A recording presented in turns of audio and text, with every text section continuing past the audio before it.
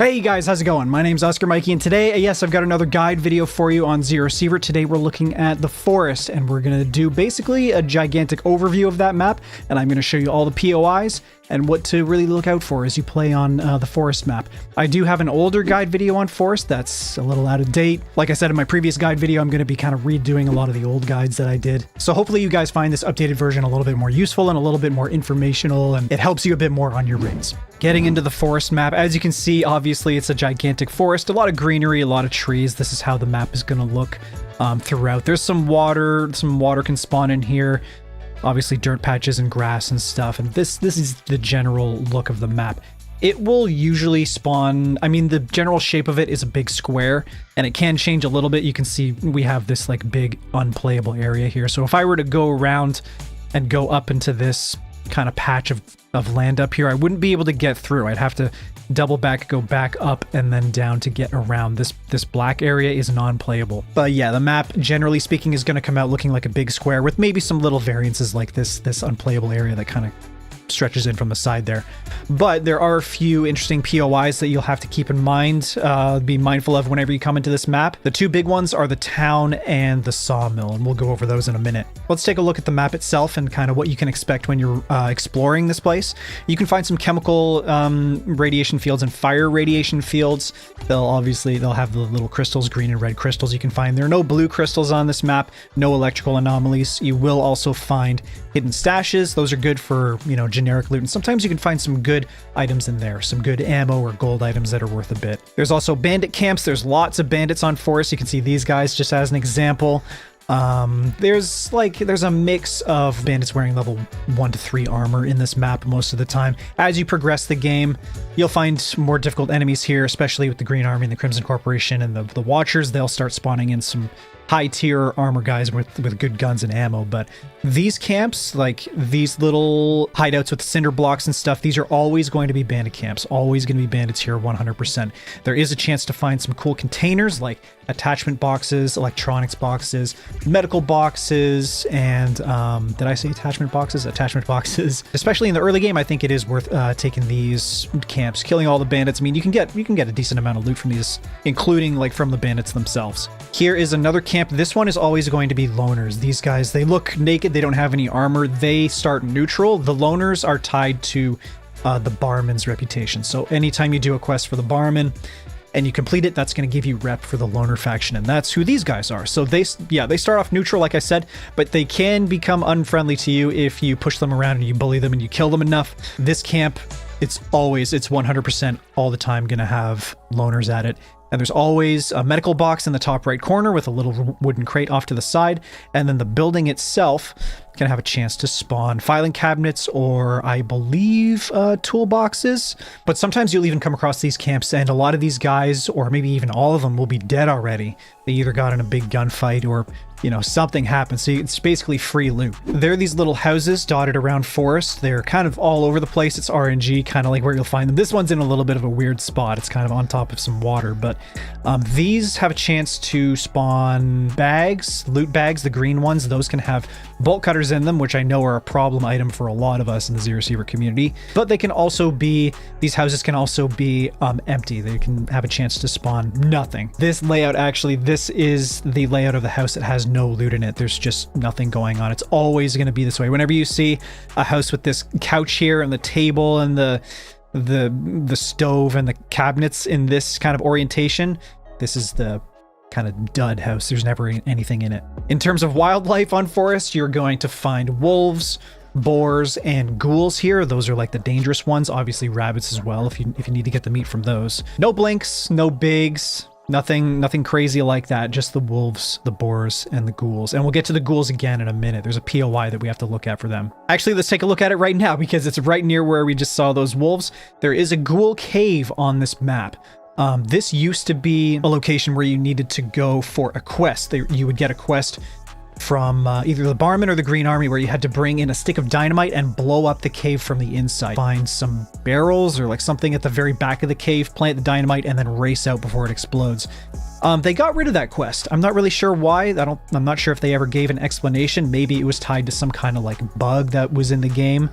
But that quest is no longer in the game. So there's no real reason to come to the Ghoul Cave anymore. It is kind of an interesting POI. It's got its own like big layout inside. I'll show some B-roll footage of it right now for you, but there's nothing really to loot in there either, so there's not really any real reason to go for this. It's just like if you happen to need some ghouls for maybe a network request, this is a good place to find them in the early game. Here's another example of a bandit camp. This one has a little watchtower or guard tower. This is always going to have bandits at it. Again, we can tell we've got a medical box and an attachment box here. Anything else? Yes, and we have another medical box down there. So good potential is, even though these camps are a little bit smaller, there's good potential for some decent loot here. Now, another important POI that you're going to have to remember when you come to this map is Igor's house. Igor is an in-game trader. Let me just spawn in here and we'll go give him a visit.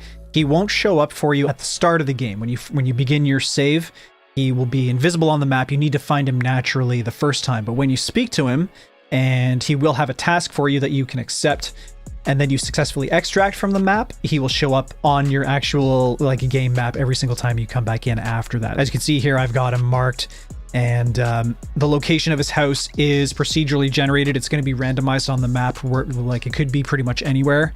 Unlike the town, which always spawns in the center of the map. He'll actually have two quests for you. He'll have one where he needs you to gather some raw meat and some meds, some bandages, and some first aid kits, I believe. And then his second quest is going to require you to go to makeshift camp once you've unlocked that and kill a specific Green Army soldier. Like it's called Igor's Revenge, I think, or Revenge for Igor quest. But once you complete his first quest, he will have a little loot bag here that'll contain a bunch of randomized loot for you. Kind of like, I guess, sort of like a hidden stash. There can be some miscellaneous kind of garbage loot in there, or there can be some good stuff like ammo or gold items. Airdrops can spawn in forest. We have one here, and they'll always spawn like a bunch of people like fighting each other, hunters and bandits, or I believe there's a chance for it to spawn monsters like ghouls as well. The developers have said that they're working on the airdrops to be like to contain a little bit better loot, because right now I wouldn't say that they're entirely worth it. They're not that good. They're pretty limited in terms of like the gains and the amount of loot that you can get from them. Also, you need to get to them pretty quickly, because the longer you leave them just kind of sitting, then loot slowly starts to disappear from it. Like it's supposed to simulate other hunters and bandits taking loot out of it as time goes on. So if you do get an airdrop in your raid and you do want to go for it, you should go to it immediately so you can get the maximum amount of loot from it that you can. And then also down here right next to the airdrop, this guy's going kind of nuts, but we've got a boar pit or boar patch.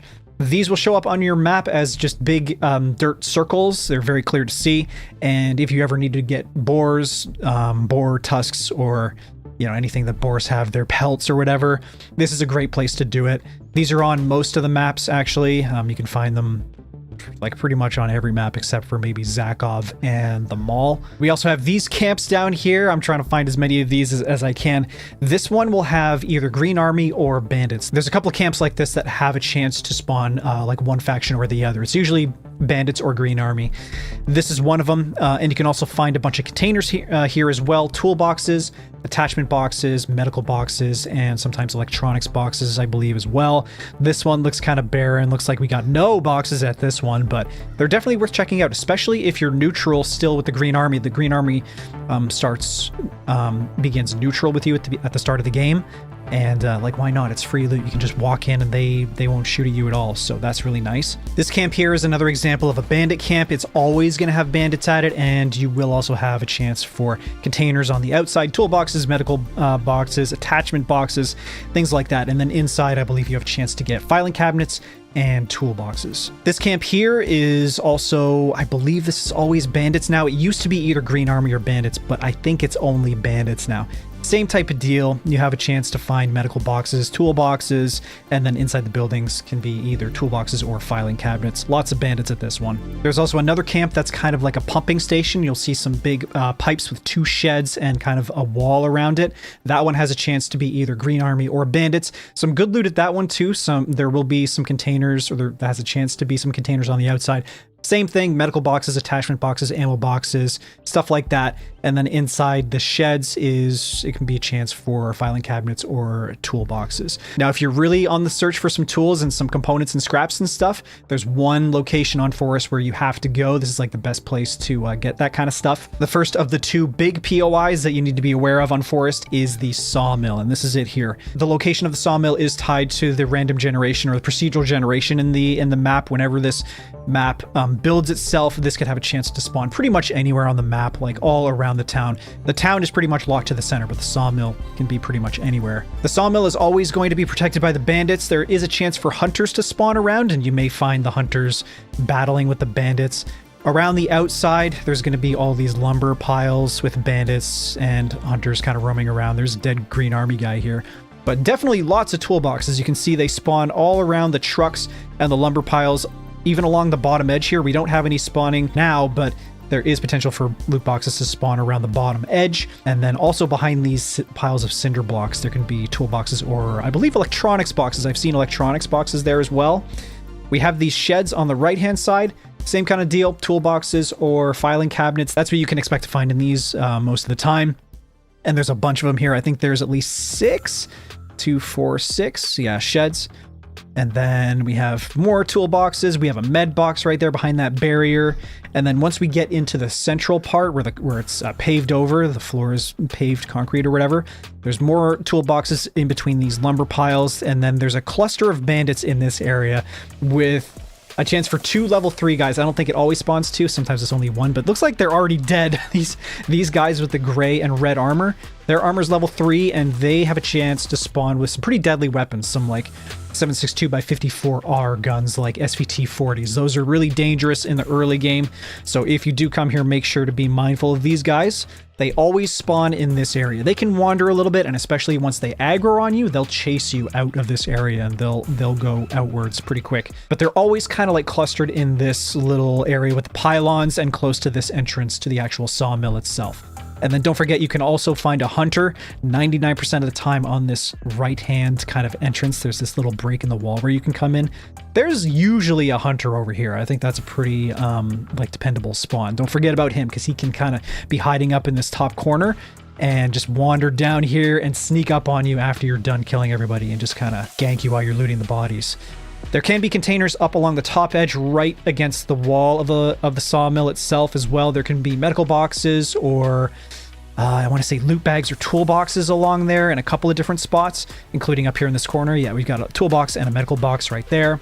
And then there's also an entrance on the left-hand side. I prefer going in on the right-hand side, but we will go inside the lumber mill and I'll give you a tour of it and show you what's going on in there. Okay, getting into the sawmill itself, I like to go in on the right-hand side. I did come in here and kill a bunch of guys already. Ignore the level 5 hunters. Those spawned in through debug mode. I was just kind of screwing around. You will find hunters in here sometimes, but they'll usually be like level 2 or level 3 or maybe even level 4 sometimes. And there will only ever be one on this side. I've never seen more than one, but they'll sometimes be fighting with the bandits. There'll be a little bit of a gunfight going on when you first get inside. But on the right-hand side, as you can see, you can have a chance to find toolboxes. Obviously, a lot of bandit corpses, level 1 and 2. You can get the loot off of those guys. A big rack of filing cabinets here on the right-hand side, and then this office will have a chance to spawn.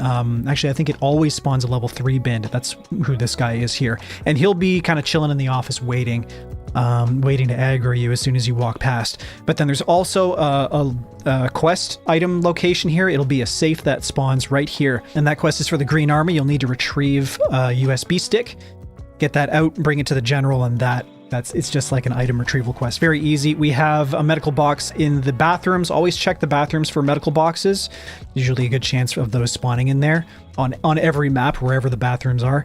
And then we also have an electronics box here, again, with some more filing cabinets. Good bit of loot in this place. And then as we travel over to the left side, there's filing cabinets here with a toolbox chance. Another level 5 guy. Ignore him. You won't see them inside the sawmill. And as we keep going, we have more toolboxes, and then we have a rear entrance or exit to the sawmill, and you can use this as access as well. I usually just go in through the front. I just kill everybody at the front and take their loot as well. But this is an easy way to get inside if you don't want to have to deal with all the stuff going on in the front of the sawmill. And then as we go around, we have more bandits in the middle room. We got a level 3 Level 3 bandit on the far left with a bunch of 1s and 2s. And then as we come down here, there can be some bandits kind of chilling in the bottom here guarding this entrance. This is where the left-hand entrance is. This is what you get when you go in through this big door. You'll see these trucks. There's lots of toolboxes all around. There's filing cabinets right here in between these two doors. Obviously the loot off of all the bandits, and then in here you can find more toolboxes. Looks like we're not seeing any this time, but there can definitely be some toolboxes like up here in this corner. I think up here along this edge, and maybe like one behind this barrier, like somewhere in between these machines and stuff. And then we have more filing cabinets up here for some generic loot, and even more filing cabinets down here in this room. And you can see we have an electronics box. Lots and lots of potential for loot in this place, especially tools. You definitely want to come to the sawmill if you're looking for tools, scrap, electronics, anything like that. Okay, last POI for Forest. This is a pretty big one. This is the central town area of the map. As you can see, the layout here, it's always going to be kind of central to the map. This is going to be like the anchor to which everything else kind of spawns around it. There's always going to be this road going from north to south, up and down. And then the train tracks are always going to be going side to side, either above or below the town. But the town itself is always going to be central to the map. And this is where the boss lives. We'll go and visit him in a second. But the town itself is full of houses that can spawn these little bags, these little loot bags. Again, this is a good... these are good containers to find generic loot in. Also, bolt cutters. We love bolt cutters, right? So make sure to check them for those. And... all of the houses are kind of split up into these properties, right? It's a village with different properties and different houses on the properties. This is a quest item location, an early one. I think it's called the Valuable Item quest, and there's going to be a loot bag right here tucked in next to this house, which is in the bottom right corner of the town, and it's going to have a special toilet paper. It's going to be like a blue toilet paper. Make sure to grab that before you extract. That's for the barman, and yeah, we'll have more houses here. This is a dud house, nothing really in that. But all around the boss is located right in the middle of the town, and all around him there's going to be these houses that have a chance for filing cabinets, toolboxes, and duffel bags or loot bags. Mostly the bags and filing cabinets. You're not going to find a lot of tools here. There is a chance for it, but I think they usually spawn in these sheds. Like there's a difference between the houses and the actual sheds. Yeah, these ones can have the toolboxes, and then the houses usually have the bags. Yeah. There are 5 entrances to the town. I'm just going to go into free cam to show you that. There's an entrance on the bottom side. This goes directly into where the boss and his guards are, which is the central area. We'll talk about them in a minute. Here's another property here. There's another entrance to the boss this way. Oh god. That level 5 hunter. Whenever I go into debug mode, these level 5 hunters spawn and they get all aggro on me. It's very annoying. Sorry about that.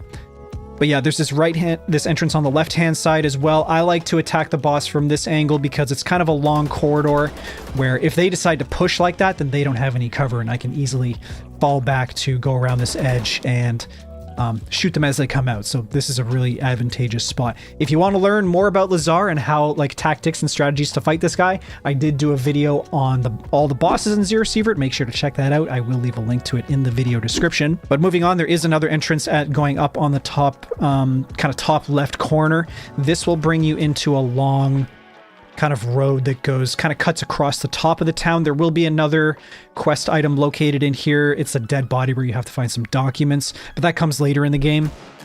This will give you access to a lot of the properties, all the properties on the top edge of the town. And up here as well, there's a new bunker. We'll talk about that in a second. Lots of houses. And then on the right-hand side, there is an access to the boss right here. On the right-hand side, we got another level 500. These guys are so annoying. If you decide to attack Lazar from this side, it's definitely possible. And then coming down here, there's also a road that kind of cuts in and goes to the kind of the... I don't even know what to call this. This area of the town is always like open and free of trees, but it'll lead you down there. Now getting over to Lazar himself, again, I did do a separate video talking about all the bosses in Sievert. Make sure to check that out if you want to go into detail about Lazar and all the other bosses. There is that other entrance that we passed when we were going up top. We can attack him from above. I generally don't recommend this though, because there is a lot of cover for them to like kind of hide from you and get a jump on you and surprise you and stuff.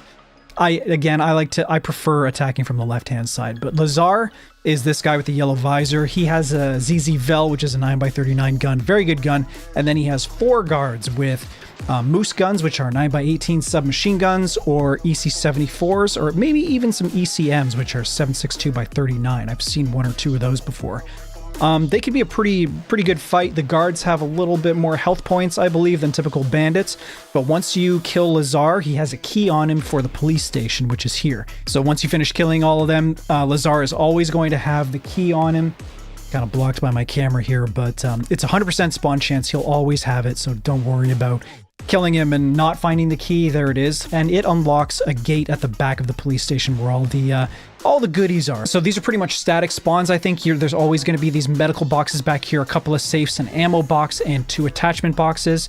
And then also you have some more loot off to the side, which you can always get. You always have access to these filing cabinets, a vending machine right here for some food, and a bag in the bathroom for some maybe bolt cutters if you're lucky. Now moving back up to the top right corner of the town, this bunker is brand new. This was just added with the Phantom update.